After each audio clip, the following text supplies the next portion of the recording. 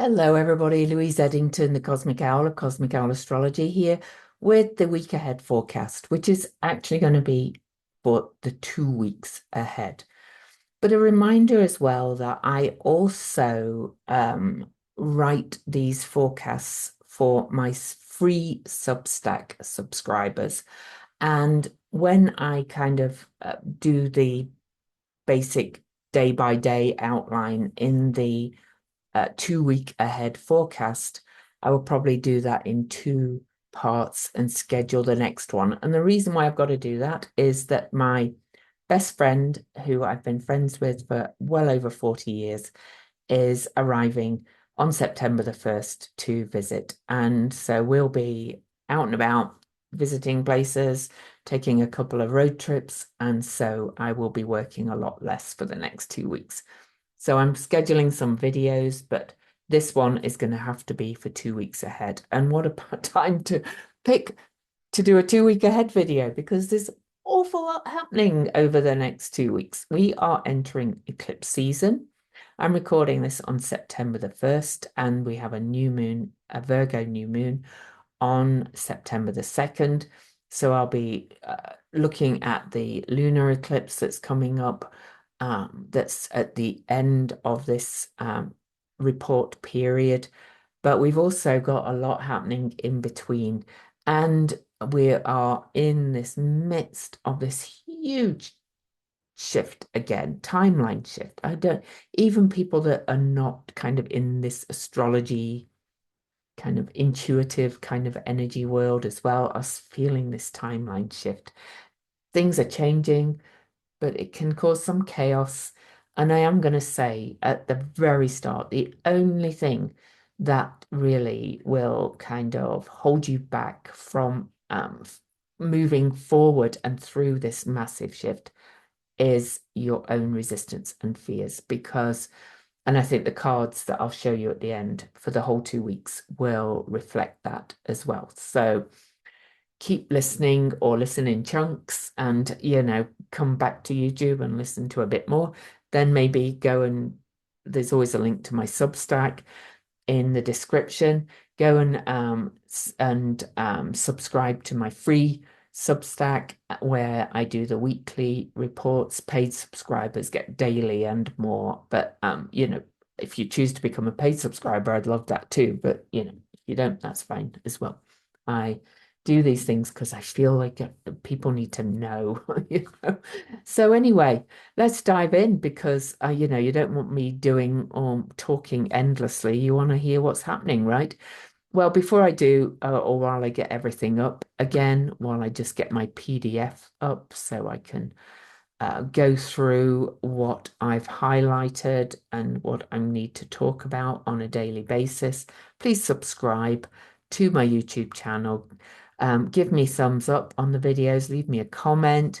It all helps with, algorithms. And even if you can't actually spend the time to listen to the end, maybe just leave it running because that helps too. It all helps my videos get more visibility on YouTube. So here we are, September the 1st. Happy new month as well. As I said, we're heading into eclipse season now, so things are starting to get even more heightened again. We've just had Mercury station direct. We also have just had Ceres station direct. Ceres needs both met and unmet. We've also, no, I won't go to that one yet. And then we've got some major changes like happening on the very first day of September. So, it's just, oh. So first on September the 1st at 2:35 a.m. Eastern. So I always used Eastern time because I have to pick a time zone. And so timeanddate.com is fabulous for finding your time zone. But remember, these are biggish energies anyway. So, it's I'm always looking ahead, but you will feel some coming anyway. So it's all happening at the same time wherever you are in the world, really. So, for these bigger aspects that I look at in these forecasts. So, Sedna. Sedna is stationing at retrograde at 2:35 a.m. at 1 degree, 11 minutes of Gemini. I love, look, all these ones. They're so binary, so new beginning. Gemini, new perspectives, new ideas, new ways of speaking to each other, new alliances. That we've got all that happening in Gemini, because of all the other aspects as well. But Sedna, a reminder, this is one of the huge energies. She has over an 11,000 year orbit. Sedna is now going to start heading back to zero Gemini again. And, she'll spend a lot of time at that zero mark as these bigger, the other energies, Pluto, Neptune, and Uranus, all start to change signs as well over the next couple of years. So, but that's, you won't really feel the Sedna station as much personally, but you will witness it in the big shifts we've got coming in the world. So it's worth mentioning for that. But speaking of Uranus, then at 11:17 a.m., Uranus stations retrograde. Now that is more likely to be keenly felt because Uranus only has an 84-year cycle. And you will feel it most if you have energies around 27 degrees of the chart. But really, Uranus is stationing retrograde in an aspect to Mercury, because the Mercury retrograde we're just coming out of, has aspected Uranus twice already and will square it again. And this is ideas, mind, higher mind, big ahas, big awakenings, big sudden kind of turnarounds. And Uranus is stationing retrograde at 27 degrees, which is in a quincunx to the galactic center at 27 degrees. Mars is at 27 degrees, so they're in a semi-sextile, and that's opposing the galactic center. But you're going to get sudden ideas, sudden insights, but this is also really chaotic and very restless. So remember, I started by saying that the only thing really that will hold you back from really riding this wave are your fears and your resistance. And Taurus can be very resistant as well because it's a fixed sign. So, I'm going to look at the cards at the end, as I said. But the the real message from this is to just remain open to possibilities and just kind of look for the good and the positive and see where it's going, because I promise you it's going in a great direction collectively. Okay. Then the other big change on the first day of this week ahead, tomorrow, is Pluto. Pluto is stationing retrograde and will, oh, sorry, it's not stationing. Pluto's been retrograde for a while, but Pluto's moving retrograde back into Capricorn at 7:57 p.m. and will be there till November the 19th. Now, this is a cleaning up and mopping up of all the transformations that we've been seeing in the structures of our lives and our rules and our ruling institutions in all areas, again, of the world. Pluto since 2008 was in Capricorn and, has been showing us what's not working and showing us what needs to be transformed. Now Pluto's just going back in for a little bit and going, what do we need to finish up? What transformations? What needs to go? What needs to be built? And then when Pluto moves back into Aquarius, in November the 19th, he'll be there for, many years, and we'll start building towards the future. So, you might hear some fear. Oh, I don't like people fear Pluto. Pluto is kind of like death and transformation that needs to happen. But we always forget that, it's both destruction, taking things apart, digging out what's not working, but it's also restructuring, okay, changing it, making it work better. So there you go. Oh, other things to mention for the first day, and then we'll move on. The moon is in Leo almost all of the day. So, it's at least we've got this kind of buoyant feeling of fun, even though we're in the dark of the moon. Because then at 11:48 p.m. Eastern, the moon moves into Virgo, which is more serious, but also kind of a wicked sense of humor, but it's more about getting to work. And then we'll move to the second. Wow, what a time we're in. Oh, so on the second, the moon has just moved into Virgo. We'll be in Virgo all day. And then at 9:46 a.m., Mercury has moved a degree from the station point, but still moving slowly. Direct. Mercury's still picking up speed. We're really still under that station, the wonkiest time of changing ideas and changing how we speak and new ideas, all the things again. But anyway, Mercury will trine Chiron, and that's the third aspect. Mercury trined Chiron in Aries on the way towards the retrograde, then trined Chiron again when retrograde, and now we'll trine Chiron again. And really, this is kind of beginning to speak about your place in the healing journey that we're on, kind of taking a stand, kind of speaking up boldly, kind of saying, I know more who I am in this new paradigm, and I'm going to talk about it, and I'm going to speak from the heart in Leo, and so on. It's quite fiery, and we've got quite a bit of that coming as well. So, but then at 9:55 p.m. we actually have the new moon. I did a whole video on that itself. I'll link to it on this, or you can find it on my channel. But that's going to be at 11 Virgo. Okay, and again, I love the numbers for that. Another double one. 11s, remember, Sedna, look at this, all those ones, new beginnings. But 11 is a master number, and master numbers kind of are a little bit tougher to deal with.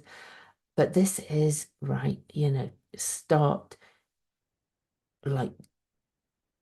your meaningful work, start coming into wholeness, start being more of the divine feminine kind of service-oriented energy that we're being pulled towards in so many ways yet again. It's just such a huge time. But I invite you to watch my whole full moon video for the full moon, sorry, for the new moon, because I go into a lot more detail about that. But it's seeding as well. New moons are seeding, setting the seeds for where you're moving forward. This is the last ordinary new moon, so it's called ordinary, in humble Virgo before the eclipses. So this is setting intention to really create this more meaningful presence in the world, let's say. And then let's go on to the third. Remember that though the new moon doesn't begin to gain light until the moon moves to about 30 degrees past the new moon. Okay, so we're still in the seeding phase on the third. Okay, so you can see they're only moved 1 degree apart at the very start of the third because we're using 12 a.m. But on the third, the first aspect is at 12:09 a.m. So right after we enter the third on Eastern time. Mars over here in Gemini, finishing up the journey in Gemini, will square Neptune. Now, this Neptune has just moved off the 29th anaretic degree back to 28 degrees. So this is again another releasing, but this is Mars in Gemini is a feeling that you know everything. This is like Mars in Gemini can be very forceful and speak very forcefully But Neptune in Pisces is kind of letting go of that and saying, you know, let go of some of these old ideas, let go of the idea that you were always right, let go of the idea that you can't be open-minded to new information.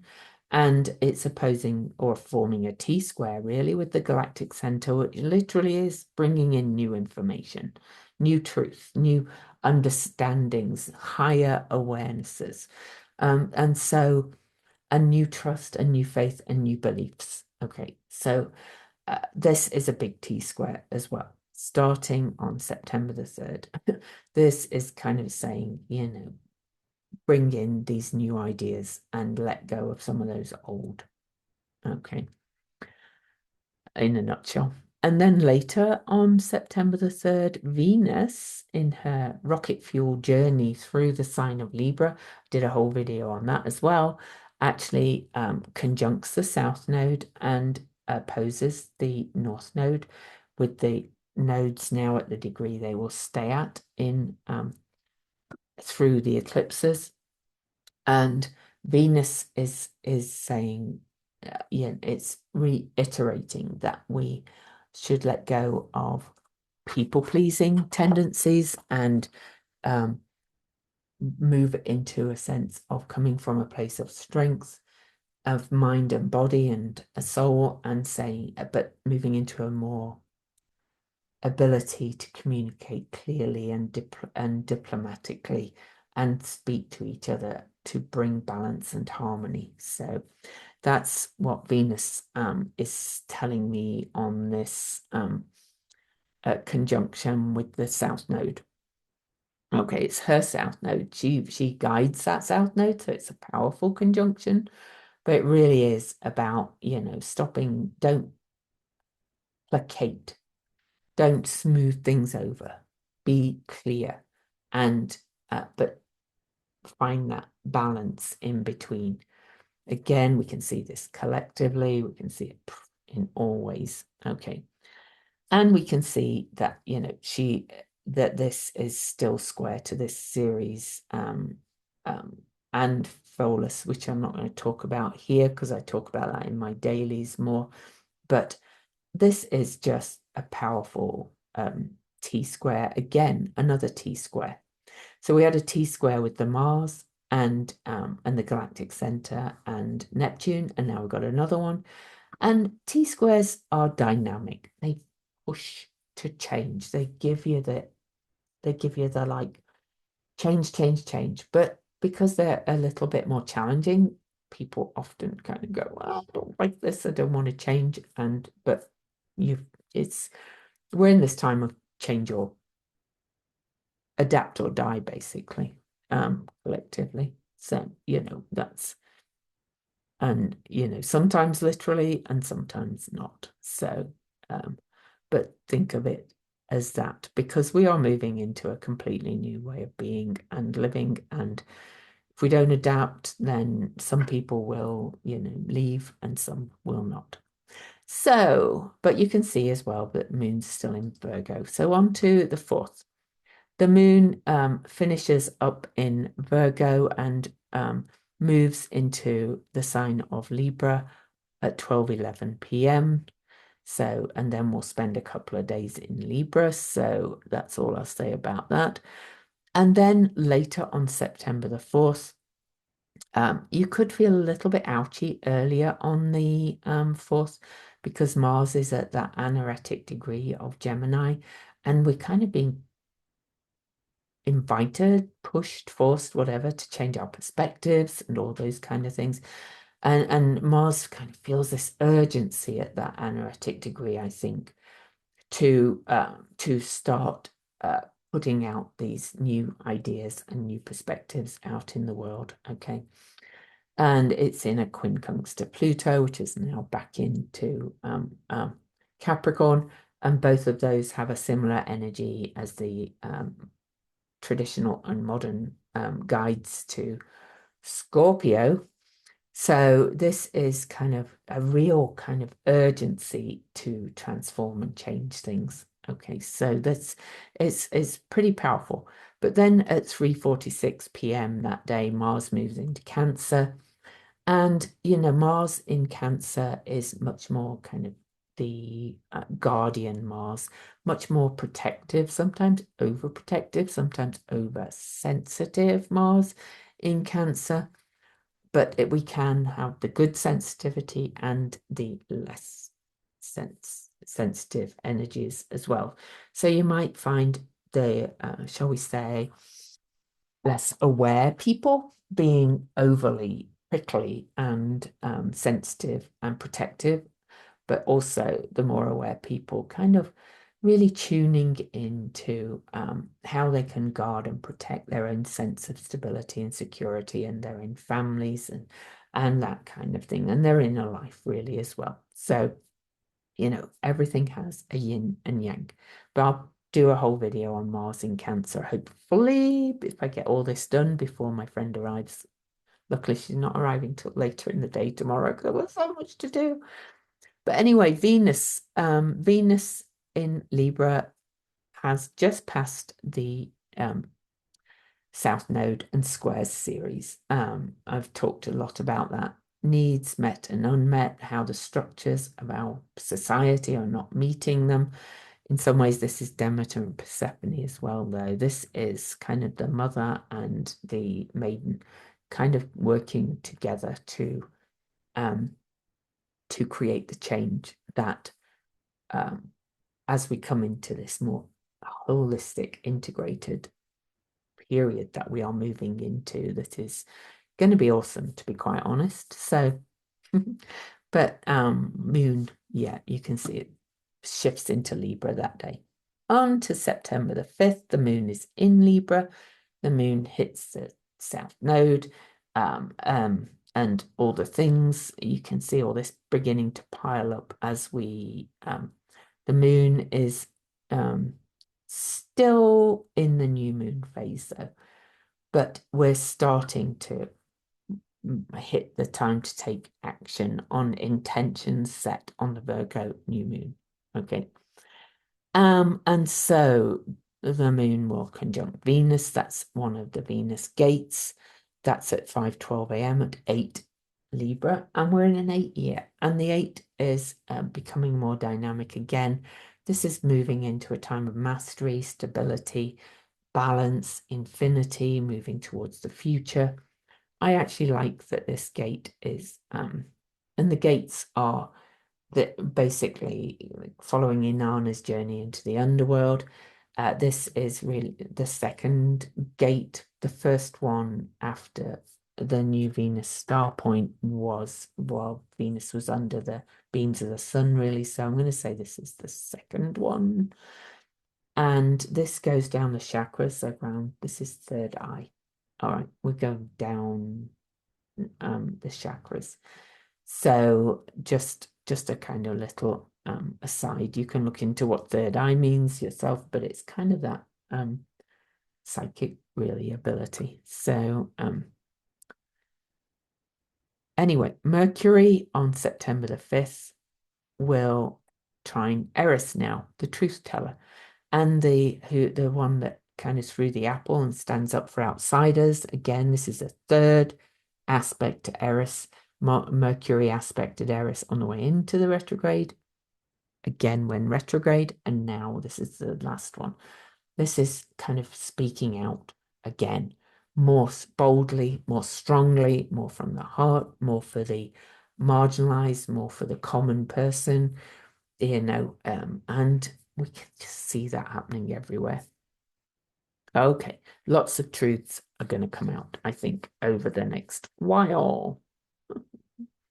Later that day, around, let me say, around 5 p.m.-ish on the 5th, the moon will reach 30 degrees past the sun and will really start to hit the action phase. And I really invite you to kind of buckle up and really ride these waves and start taking the action you have set intention to do on that new Virgo new moon, because it's going to be a wild ride going through the eclipse season. Lastly, at 12:09 p.m. on the 5th, Mars now in Cancer, and I'm not going to spend ages on this, but Mars will trine Haumea.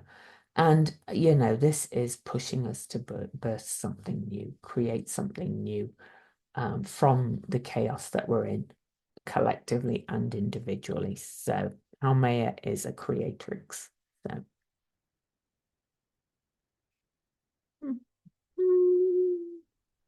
The 5th. So on to the 6th. Whoa. All right, just moving my PDF down. No major aspects on the 6th. So I will just mention that the moon is in Libra all day on the 6th, working to create that more diplomatic, harmonious thing and aspects, all these things. I talk about what they mean, all the minor bodies, the asteroids and things. I talk in depth about those in my daily Substacks, but so, it's like here, what are we creating here? What balance, what harmony, how are we coming together? How are we bringing justice? And in so many ways, and equanimity, I'm going to say as well, was a good one for Libra. So, but there's no major aspects on the 6th. So on to the 7th. And early on the 7th, 12:20 a.m., Mercury squares Uranus for the 3rd time. Again, because of the retrograde. And remember, higher mind, lower mind, lots of new ideas.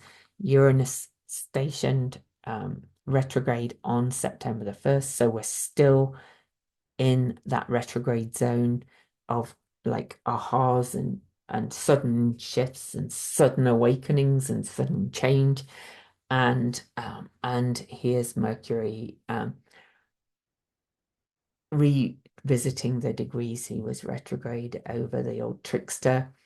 And the ideas that are going to come out and the news are just going to be massive and are going to break some very fixed old ideas and patterns, as if that hadn't been happening enough. It's just going to happen more.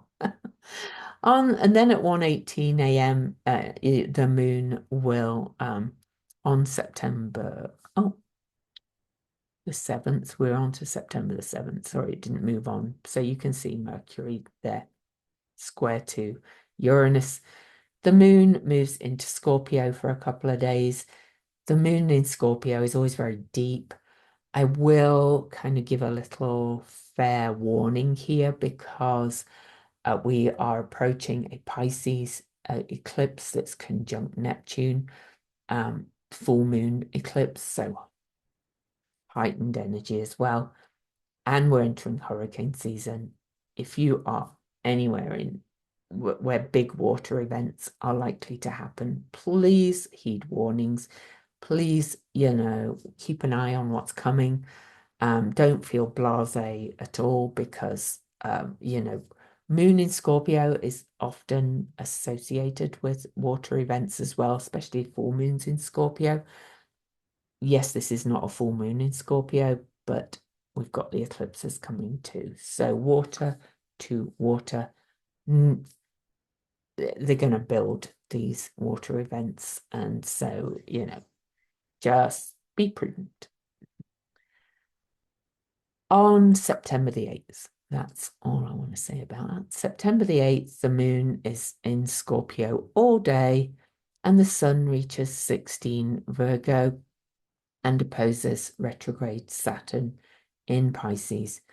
This, to my mind, is having faith that we're going in the right direction, that the kind of structures and rules that are being brought down are or changed and shifted we're going to be okay, that it's going to produce something that's much more meaningful and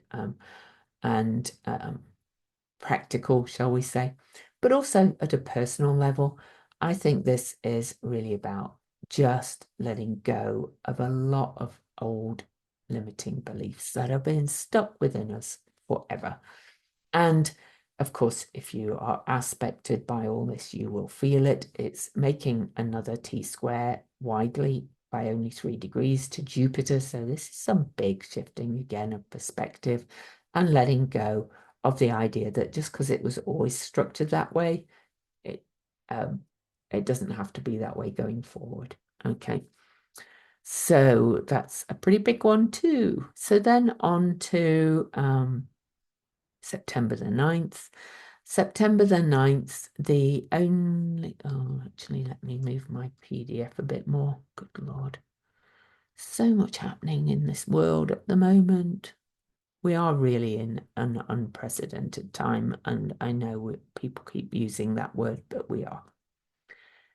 And everything that happens now is building towards even bigger changes that come over the next couple of years. But Mercury into Virgo again, back into Virgo, almost at the end of, the shadow period, if you like. Mercury, Virgo is Mercury guided. This is really about getting to the detail, getting to the filing cabinet. Mercury's journey through Virgo is about, putting everything together, the pieces together, and kind of getting down to the practical nuts and bolts of whatever you're creating and what you set intention to create on the Virgo new moon on September the 1st. This also means that when the moon moves into Sagittarius at 1:25 p.m., we start moving towards the first quarter moon, the action phase of the moon phase. Why can't I see that? Sorry, I'm just looking at my PDF. Oh, it's not till actually September the 11th early that we reach the first quarter moon, but we are getting there. So again, more mutable change, but we'll deal with that in a little bit.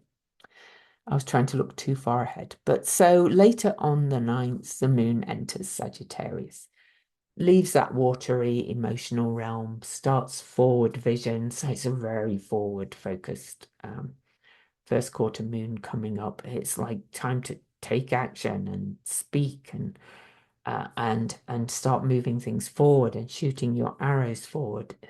It's just, I can't believe how big this energy is right now. Okay. So September the 10th, the moon will be in Sagittarius by then and will be in Sagittarius all day, and there are no major aspects, but that doesn't mean there's nothing going on, but you'll start to feel a little bit more positive, a little bit more optimistic again, even though it's, all this energy, even though it's heading in the right direction, is challenging because there's so much.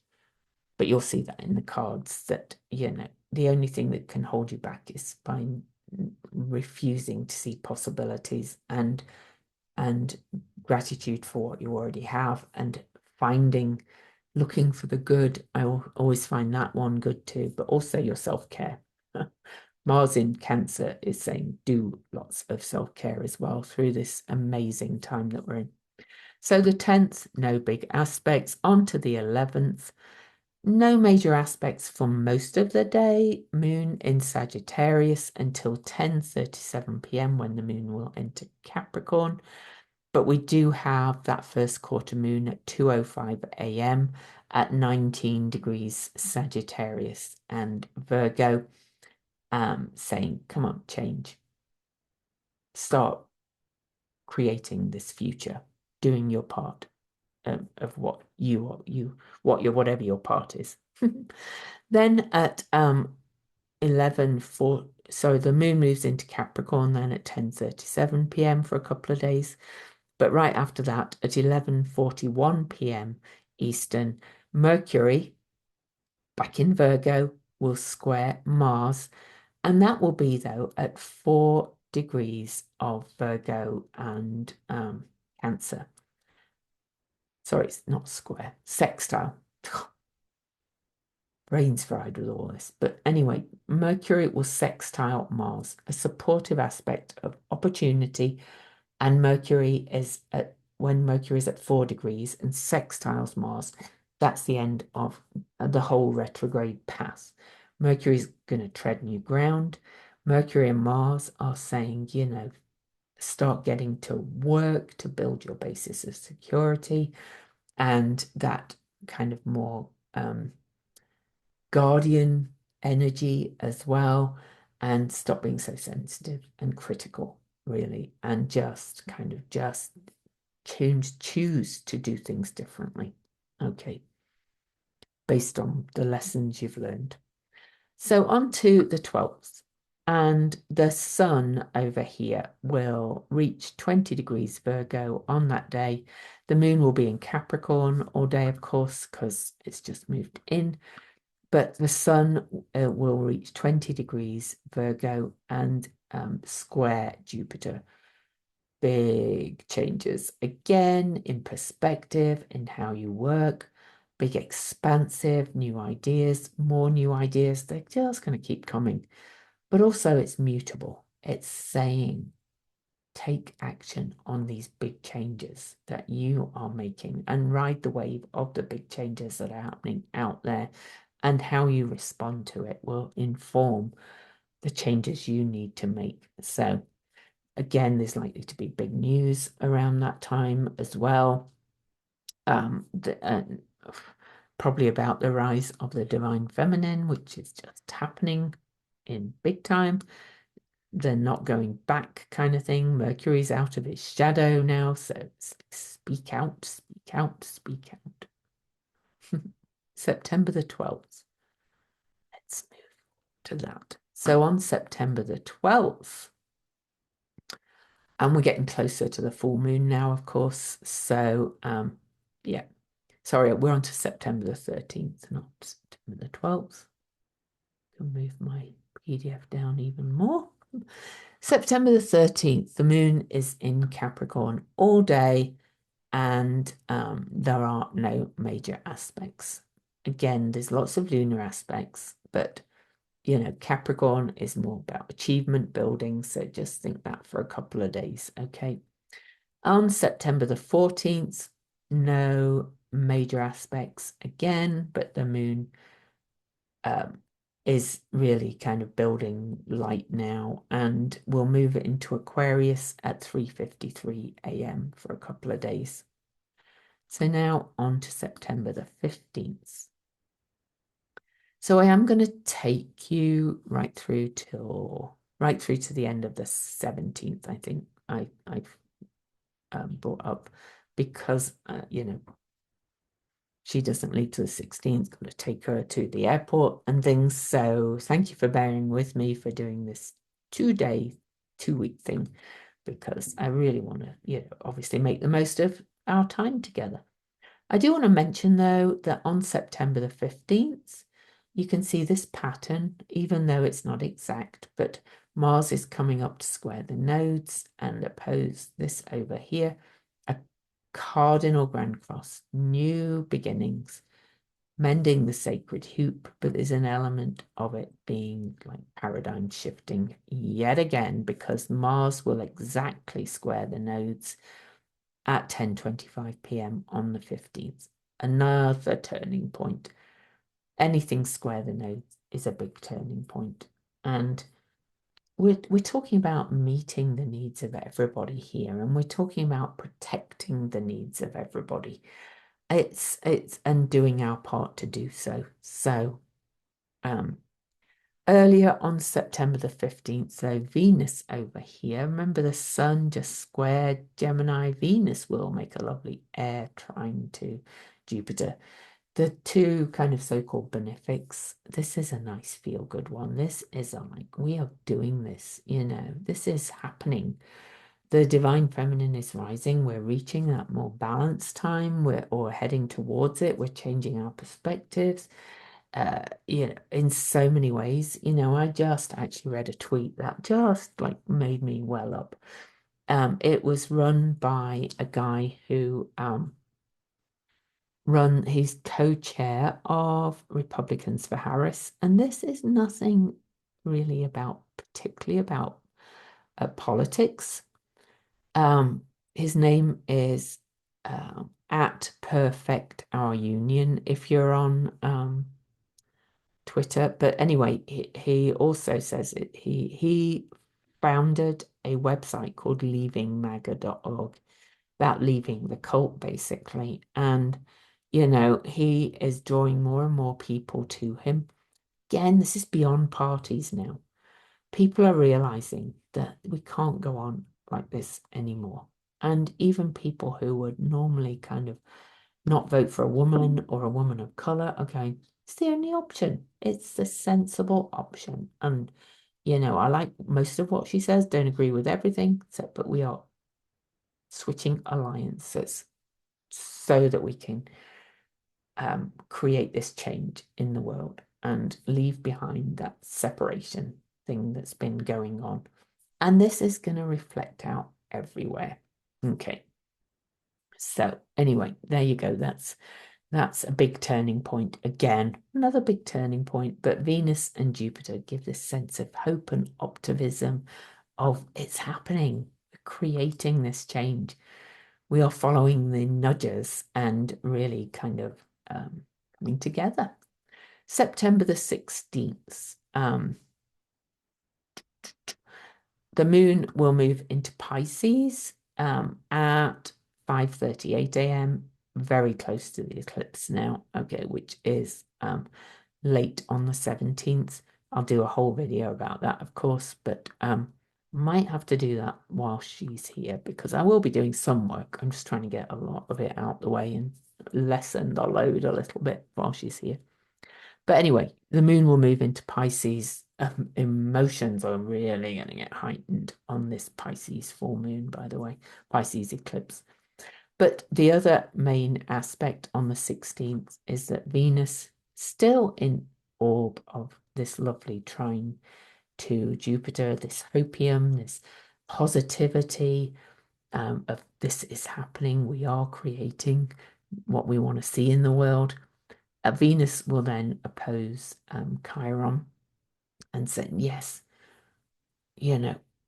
we are healing. We are doing this. This shift is happening. Okay, this is just like going, but there may, but Venus opposing Chiron may be a little nudge in your direction to say, where I'm not yet taking my place in all of this, and what can I do differently to initiate this change positively, personally, and help the collective. And then on to the 17th, you can see the moon is in Pisces, and before the eclipse, the moon has to go to Saturn and Nessus. And I am just going to show you the chart for the eclipse quickly.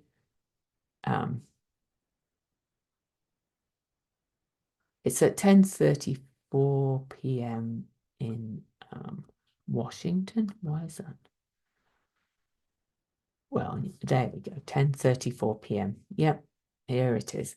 Okay, so you can see, look at this. Moon in Pisces, so close to Neptune and moving towards each other.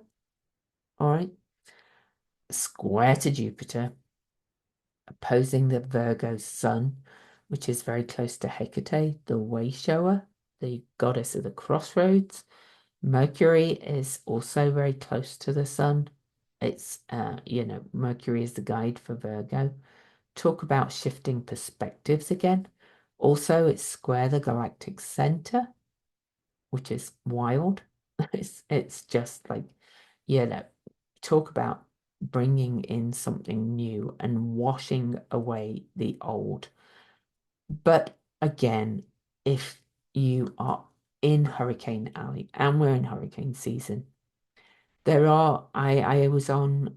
recorded a radio show with Kathy Beale for Home Times Radio. I'll actually put the link for that in the description because it's recorded, so it's actually coming out on September the 2nd, so you can listen to it anytime. We talked about this as well, about this powerful eclipse. There's going to be water events, and there is a link back to 2005 because that's 19 years ago, and eclipses, one of their cycles is 19 years, was the year of Katrina. And, need I say more? There could be some massive water events where I'm going to show you something else before we look at the cards, because I think this is important to see. And I will show it again on my eclipse video, so bear with me. I'm just getting it up and sharing again. This is timeanddate.com, great website, okay, for many reasons. This shows the eclipse path. So the lunar eclipse path. It's only a partial eclipse, but it's big anyway. Yeah, basically, if you could say where it is, where is likely to get hit by big water events, it's a big swathe of land mass. All of Africa, all of Europe, yeah, all of North and South America, the islands that often get hit. Hawaii is just on the edge, so they might get a bit lucky this time. Um, but there could be some big water events, and well, I think it's likely to be. We've already seen them growing, but this is almost like a perfect storm for a massive hurricane or typhoon. So, just, if you're in the path of it, please be aware and, of whatever's building. I think there's a couple building in the Atlantic right now. We don't know what they're going to be yet, but, and there could be more form, of course.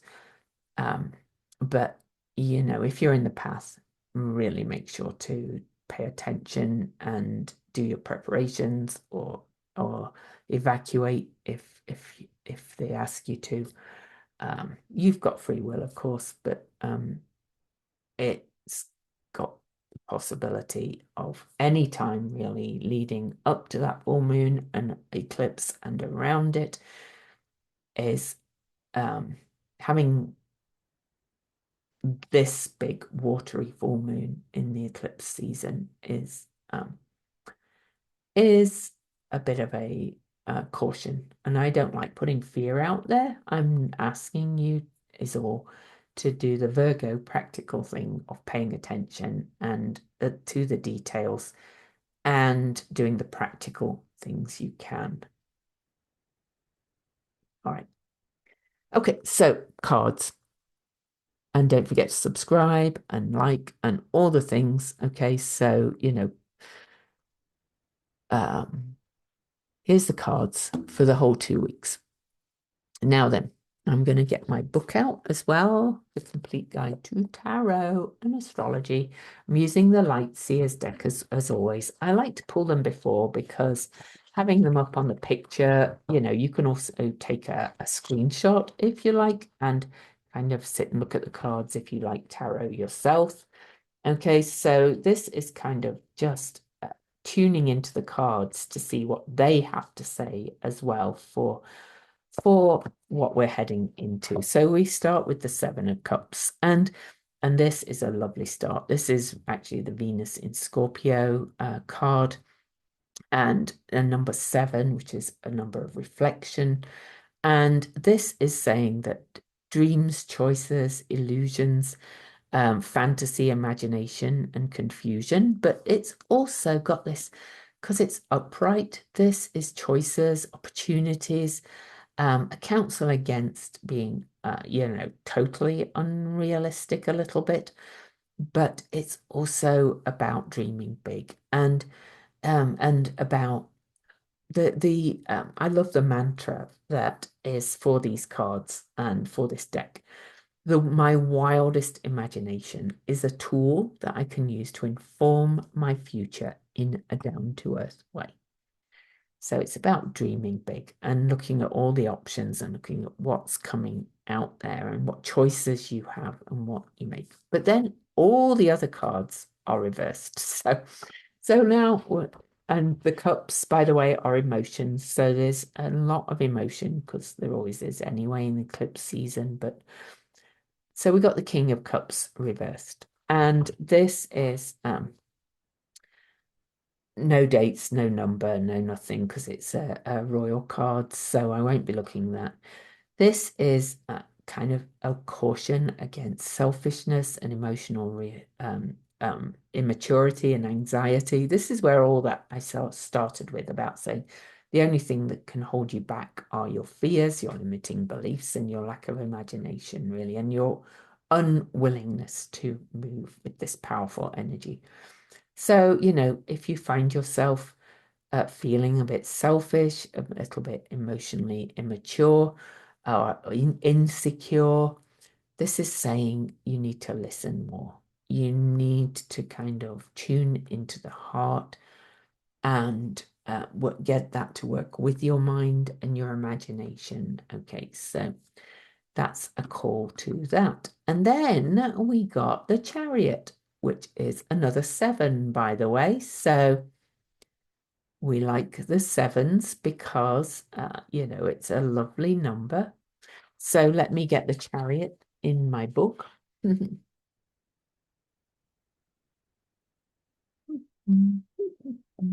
The Complete Guide to Tarot and Astrology. This is started using my own books more because why wouldn't I? So the Chariot is, but this is, reversed, is a caution against rushing and lack of discipline and lack of preparedness to the hurricanes again, of course, but in everything this is, and lack of kind of control. Now, how can you do that with a Chariot? How can you find that sense of balance, of control and discipline? That is by focusing your energy, doing your self-care, bringing yourself down to groundedness, to earth on a repeating basis. But it's also about self-doubt. So it's about letting go of some of those doubts and limiting beliefs that you've got this. Okay, so these are more cautions, I think. Okay, these reverse cards. And then we get another reverse card, which is the Knight of Swords.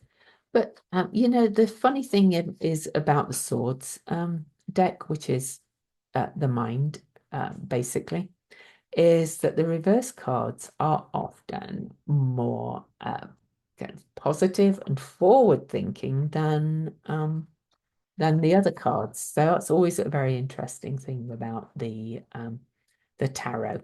So, but not in this case. So the Knight of Swords reversed is saying that this is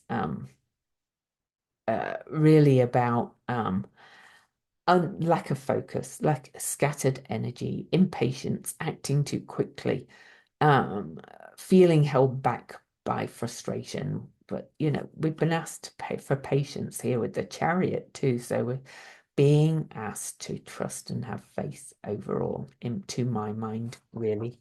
I really do think that we're being asked to do constant self-reflection about where we're going rather than rushing ahead.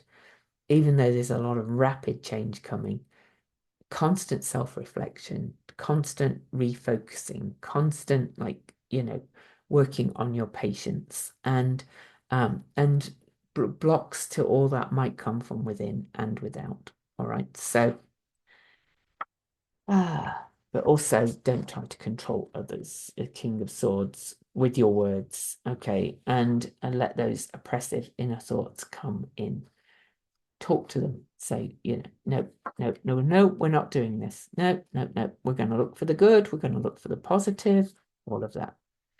Now, the first fire sign, fire card we have is the Eight of Wands reversed. Okay, so, oh, you think I'd know what order they're all in my book by now, wouldn't you? Are the wands last or first? They're last. This is why I decided I wrote this book. I should, well, use it. So, but anyway, 8, and it's a good book if I say so myself. But the 8 of Wands. So we're in an 8 year. So I love the 8s. The 8 is a number of mastery. Okay, but this again is reversed and it's fire. So it's passion and energy and all that kind of thing. And the Eight of Wands reversed is saying you're probably going to feel like you've lost momentum. It's saying, you feel like you might be missing opportunities and delays. Again, it's another call to keep refocusing that energy, seeing delays and that feeling of lack of momentum as what you need to kind of pay attention to, where you need to refocus your energy and your direction back to the intentions you set on that Virgo new moon that's really started the whole 2 weeks. Keep drawing it back in, refocusing, and you may need to cancel some plans as well to really kind of tune into this energy. So, but it's saying, it will feel this way, but you're not really being held back at all. You are on track if you keep refocusing and eyes on the prize. Last card is another cups, more emotions, more feeling, more intuition. And we've got the Queen, and we get the Queen of Cups reversed. Just go to that in my book. The Queen of Cups reversed. Again, no number, nothing like that. Reversed is not listening to your intuitive heart with love and compassion. This is about suppressing these emotions rather than letting them flow through you. Because there's so much change happening, I really think it's frustrating, all of this. And there's so many choices as displayed here at this first card that, it's a bit of a challenge, all this shift and change. You might find yourself feeling a little bit irrational. But it's an opportunity to take back your power around how you feel. This Queen of Cups is saying, tune in to how you feel. And don't allow these feelings of lack of direction, and all that kind of stuff to take over. So they're just cautions, really, to my mind, when we're looking ahead, these cards. So wow, 2 weeks of immense shifting and change yet again. So, my love to you as we move through this time.